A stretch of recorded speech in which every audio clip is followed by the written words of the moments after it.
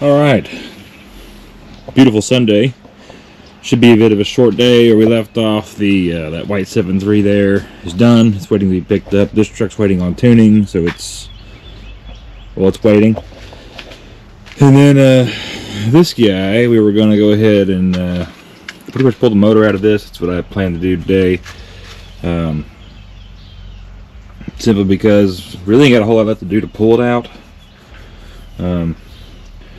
Our boy Cam got most of it ready, so what I can tell from just the top side, I need to get the transmission dipstick tube unbolted from the valve cover.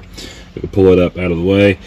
You can take the up pipes off. That way I can actually get the engine out, just because you can't clear the cowling unless you jack the cab up.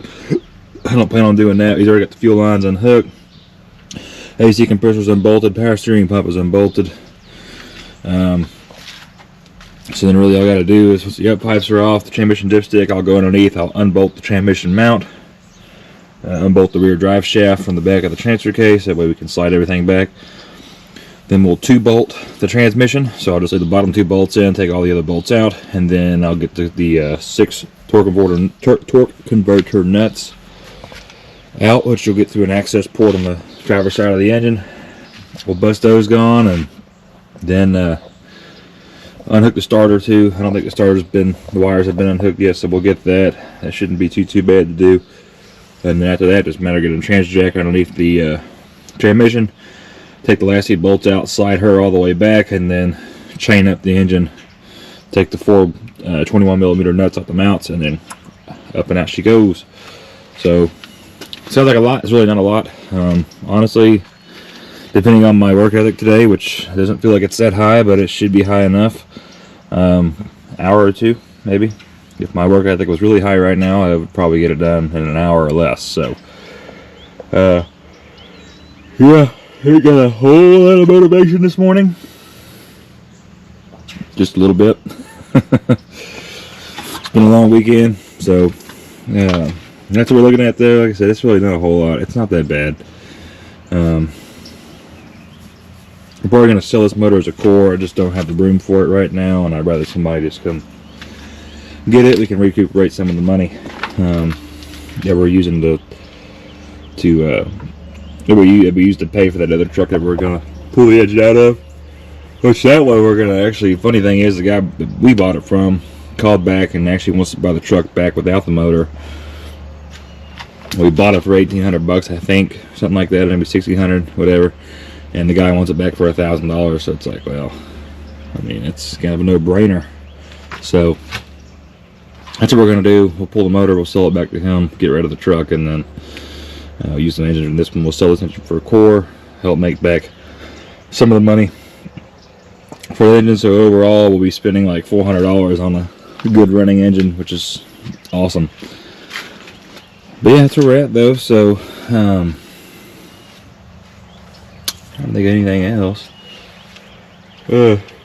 Excuse me. So trying to get, like I said, find my motivation. Just ain't got a whole lot of it right now. But that's where we're at. Like I said, we'll pull the trans dipstick off. I'm gonna probably pull. You can leave most of this stuff on. We don't think there's a whole lot of stuff we need to actually pull off of this engine. We are going to pull the high pressure oil pump out, though. It is brand new. That will stay with us. I don't see a reason to letting that go. I'll probably end up putting that in the other engine just to make it, sound better, I guess. But it's definitely new, like very, very new. I guess they must have put it in there. What happened to this engine is that they blew the head gaskets for sure. And it's got a milk machine going on in it.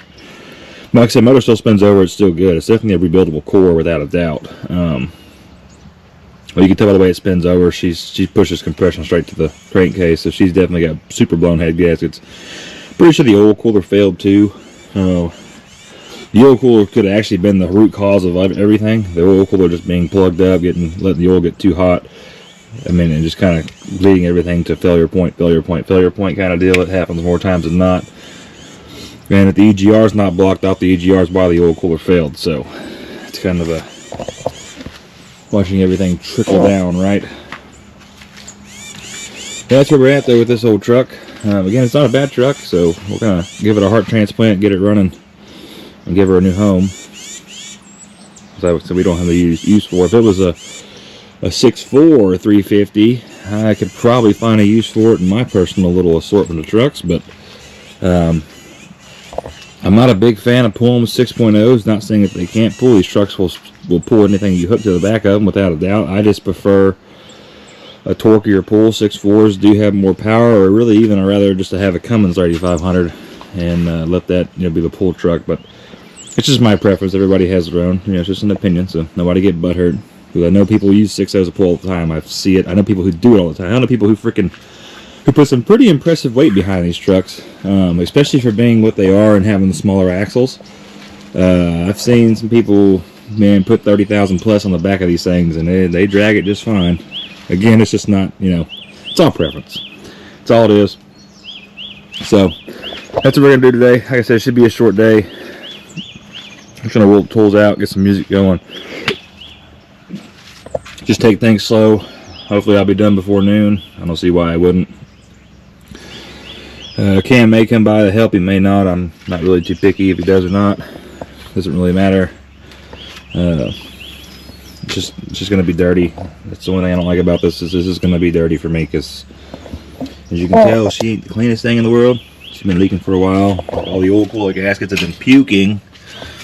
So there's oil running all down here on the front of the motor. It's just, I just hate messy trucks. It is what it is, though. So, ain't nothing to it but to do it. Let's get after it. This is the quickest episode ever. So, Cam ended up coming over here. Just put the tarp over this thing for now. So we're gonna sell this as again a rotating core, or a good rebuildable core. She is out of the hole, obviously. Very empty in here. We're going to power wash this up, and then we're going to pick a day. We're going to get the old silver truck over here, and it's going to be one day of just completely pulling the motor out and setting them, at least sitting it in this chassis.